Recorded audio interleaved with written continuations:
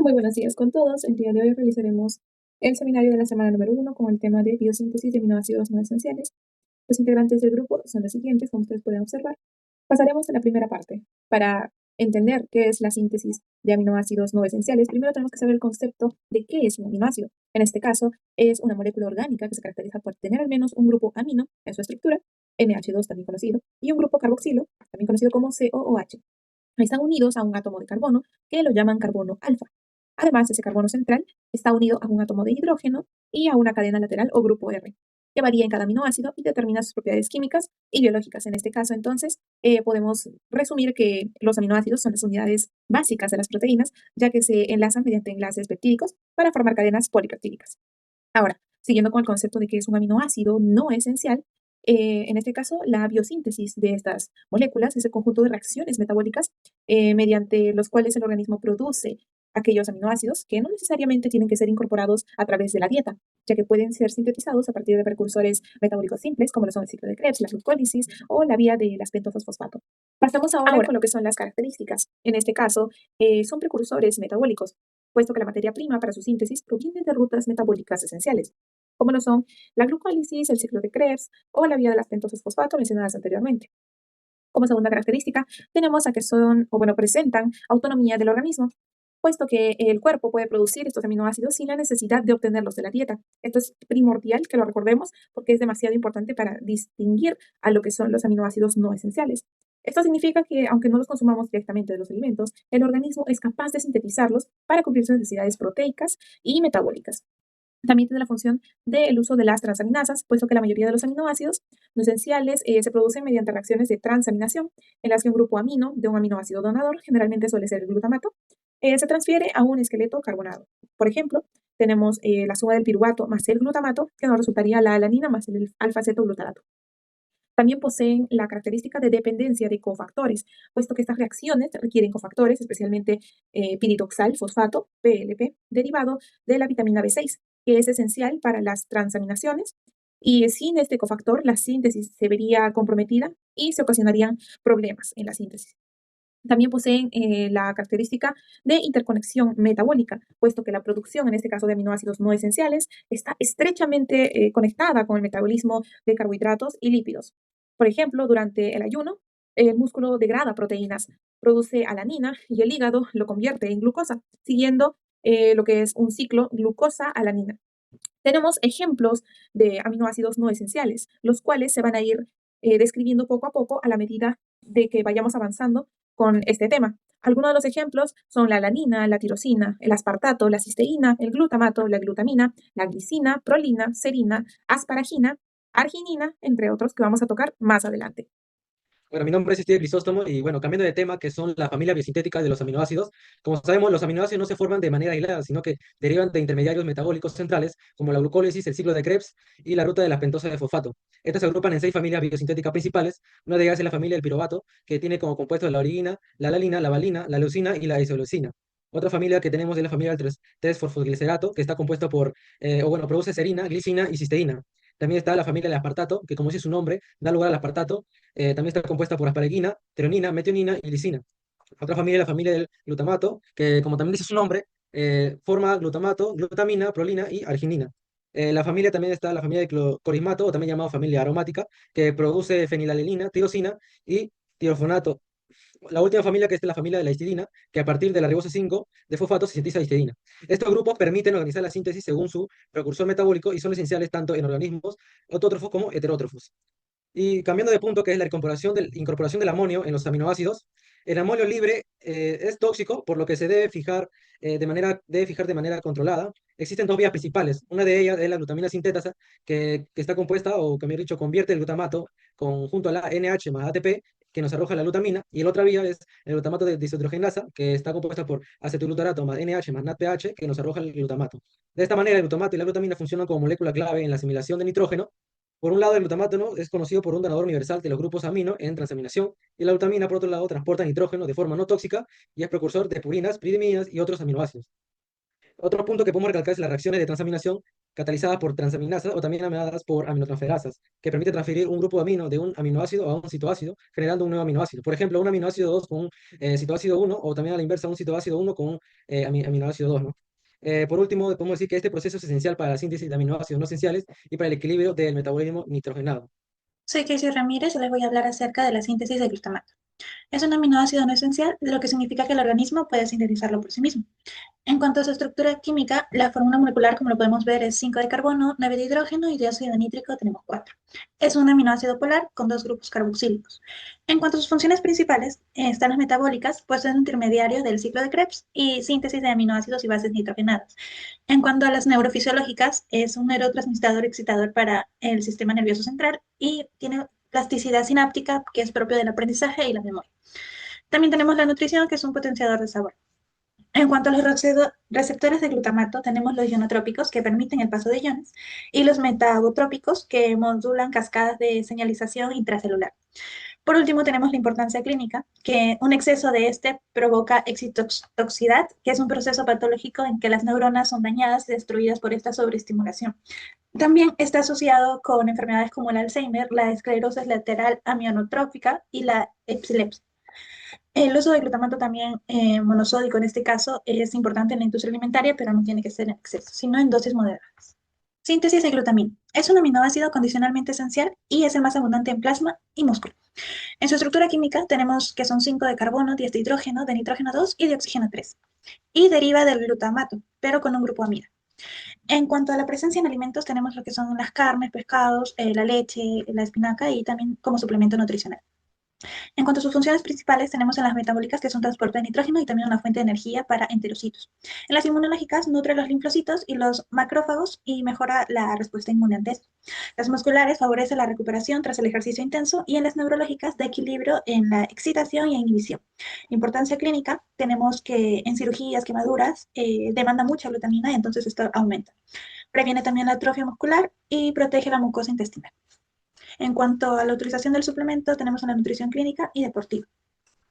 Síntesis de aspartato. Es un aminoácido no esencial y está presente en proteínas y en el metabolismo celular. En cuanto a su estructura química, tenemos 4 de carbono, 7 de hidrógeno y de óxido nítrico tenemos 4.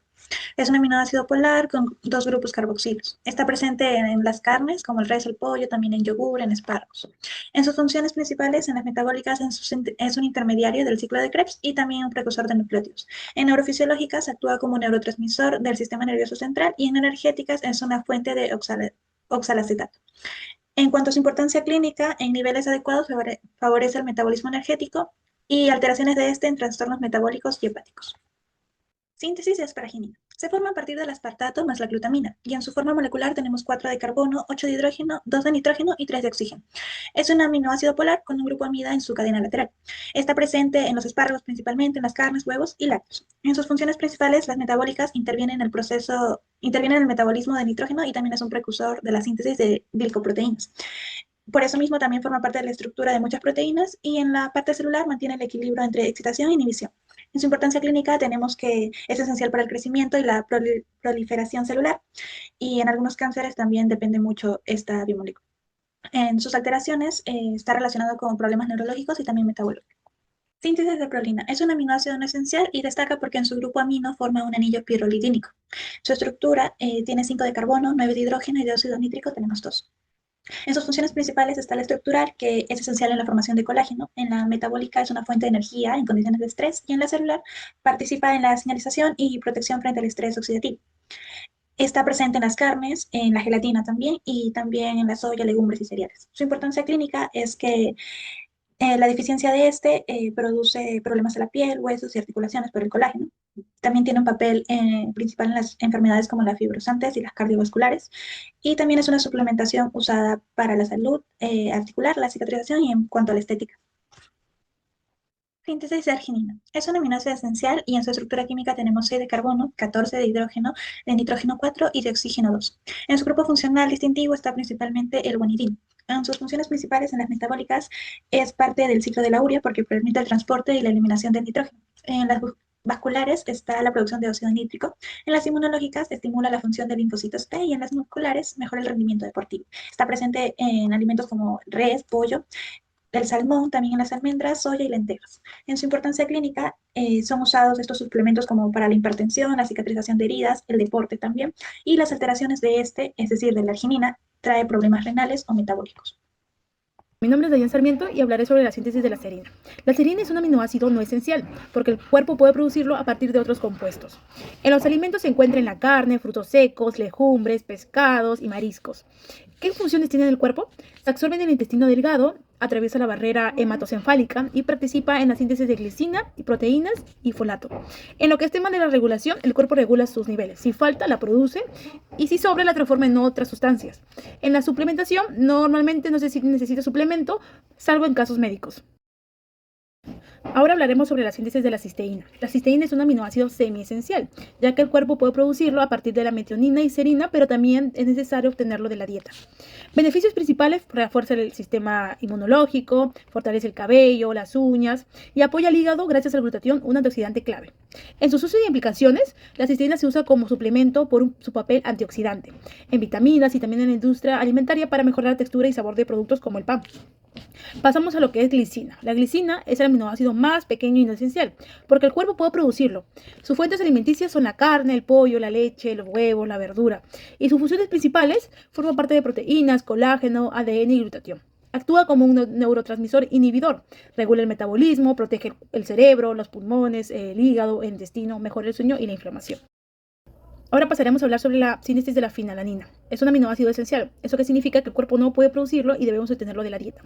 ¿En qué alimentos está presente? En carne, pescado, leche, huevos y legumbres.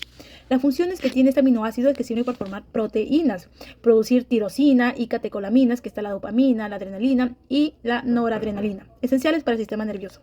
Sus beneficios principales es que se estudia como uso para mejorar el ánimo, aliviar el dolor crónico y ayudar en el control de peso. Y en contraindicación, no deben consumir las personas con fenilcetonuria, que es una enfermedad genética poco común en la que el cuerpo no puede descomponer la fenilanina. La síntesis del triptófano. Es un aminoácido esencial que debemos consumir. Este encontramos en la carne, la leche, los plátanos, los huevos.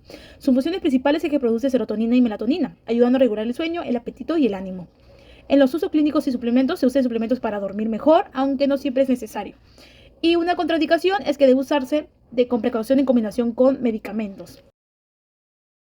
Hablaremos sobre la tirosina. La tirosina es un aminoácido no esencial que desempeña un papel fundamental en la síntesis de proteínas y en la producción de neurotransmisores y hormonas en el organismo. En los alimentos se encuentran la carne, la leche, huevos y semillas de sésamo. Funciones principales: es precursora de adrenalina, dopamina y serotonina, neurotransmisores que influyen en el ánimo, el aprendizaje y la concentración. En contradicciones, no recomienda suplementación en personas que tengan vitiligo. La histidina es un aminoácido esencial necesario para el crecimiento y el desarrollo. Presente en carnes, pescados, lácteos y legumbres.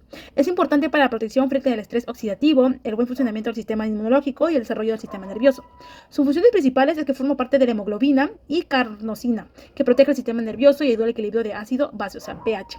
Soy Viviana Valenzuela y voy a proceder a hablar de la regulación de la síntesis de aminoácidos. La síntesis de aminoácidos en las células es un proceso altamente regulado porque al ser compuestos esenciales deben de estar disponibles en las cantidades correctas y en el momento adecuado. No basta con producirlos de manera constante. El organismo necesita ajustar su producción dependiendo de las condiciones internas y externas. Este ajuste se logra principalmente a través de mecanismos de retroalimentación en términos simples. Cuando un aminoácido se acumula en el exceso dentro de la célula, esa misma molécula actúa como una señal de freno. Las enzimas que participan en estas rutas metabólicas funcionan como verdaderos interruptores. Este control es fundamental porque los aminoácidos no solo son bloques de construcción, sino que además son moléculas ricas en nitrógeno y su producción consume energía química en forma de ATP, un exceso que no solo sería inútil, sino también perjudicial, ya que podría provocar desequilibrios metabólicos o acumulación de compuestos tóxicos. Además, hay que considerar que los organismos no producen todos los aminoácidos de la misma manera. Existen aminoácidos esenciales que obtenemos a través de nuestra dieta, porque el cuerpo humano no tiene las enzimas necesarias para sintetizarlos. En cambio, los aminoácidos esenciales sí pueden producirse internamente. Allí la regulación juega un papel aún más importante. Bueno, ahora procederemos a hablar de lo que serían los aminoácidos como precursores de las biomoléculas. Si bien los aminoácidos son conocidos como los ladrillos que forman las proteínas, su relevancia en la biología va mucho más allá de esta función estructural. Los aminoácidos son también materia prima para la síntesis de estas moléculas, esenciales que cumplen un papel de reguladores energéticos y comunicación dentro del cuerpo. Bueno, como primer ejemplo tenemos lo que sería el aminoácido del triptófano. A partir de él, el organismo produce serotonina, un neurotransmisor que participa en el control del estado de ánimo, la regulación del sueño y también del apetito. Gracias a esta conexión se sabe que los niveles bajos de triptófano y de serotonina están relacionados con problemas de insomnio o depresión. En otro caso importante es la tirosina, de la cual derivan neurotransmisores fundamentales para el sistema nervioso, como la dopamina y la adrenalina. La dopamina está relacionada con la motivación, el aprendizaje, mientras que la adrenalina es, por ejemplo, cómo asociamos a una situación de peligro o estrés. Esto significa que un simple aminoácido puede ser la base de moléculas que determinan nuestras emociones o también podría ser lo que serían nuestras reacciones. Más allá de los neurotransmisores, los aminoácidos también participan en la síntesis de las hormonas. Por ejemplo, la histamina, que produce la histamina, una molécula que interviene en la respuesta inmunológica de la regulación del sistema digestivo. Y otra muy importante es también los aminoácidos que juegan un papel fundamental, o sea, los ácidos nucleicos como el ADN y el ARN. Estas macromoléculas son las encargadas de almacenar y transmitir la información genética, permitiendo que las células se dividan, se repasen y fabriquen proteínas de manera ordenada. Sin aminoácidos, la síntesis de los nucleótidos no sería posible. Sin nucleótidos no existiría herencia ni la vida tal como conocemos. La síntesis de los aminoácidos son moléculas versátiles, construyen proteínas, forman neurotransmisores y hormonas, permiten la producción de ADN y ARN y en caso necesario aportan energía. Por todo ello son piezas indispensables para mantener y garantizar el equilibrio de los procesos biológicos.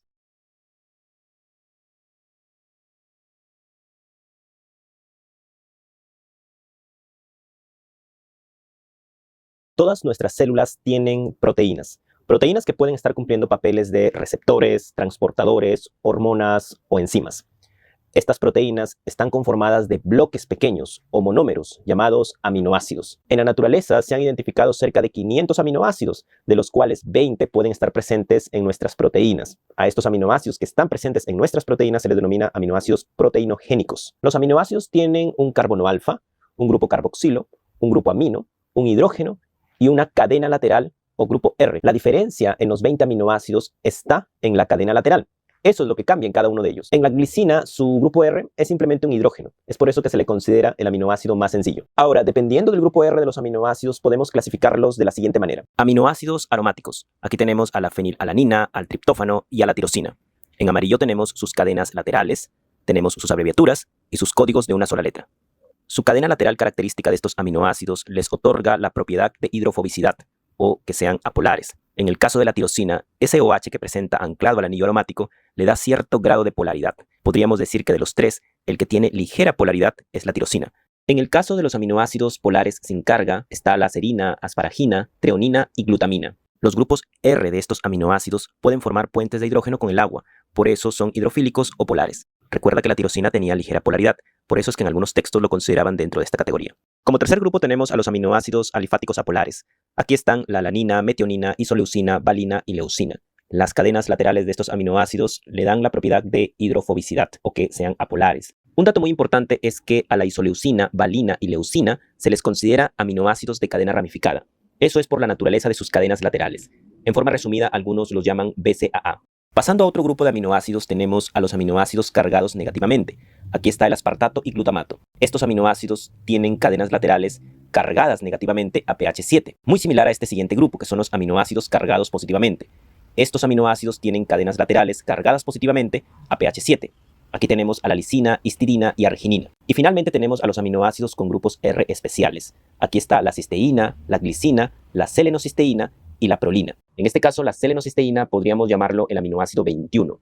Tiene algunas particularidades durante su formación en las células. Es muy similar a la cisteína, lo que cambia es el azufre por selenio. Y ahora, ¿a qué se referirá cuando se dice aminoácidos no esenciales y aminoácidos esenciales? Los aminoácidos no esenciales, a pesar de que están en los alimentos, nuestro cuerpo los puede crear, los puede sintetizar a partir de diferentes precursores, por medio de diferentes reacciones bioquímicas. Nuestro cuerpo los crea. En el caso de los aminoácidos esenciales, deben ser incorporados en la alimentación, porque nuestro cuerpo no los puede crear. Por eso es que también les podemos decir aminoácidos nutricionalmente esenciales. En este grupo tenemos a la valina, leucina, isoleucina, metionina, fenilalanina, triptófano, treonina e histidina. Recuerda que las proteínas que están en nuestras células, su composición involucra diferentes aminoácidos. Es por eso que debemos de incorporar los aminoácidos esenciales para no tener problemas en la construcción de proteínas que cumplen varias funciones dentro de nosotros. Y hablando de nutricionalmente esenciales, hay algunos que se pueden denominar condicionalmente esenciales.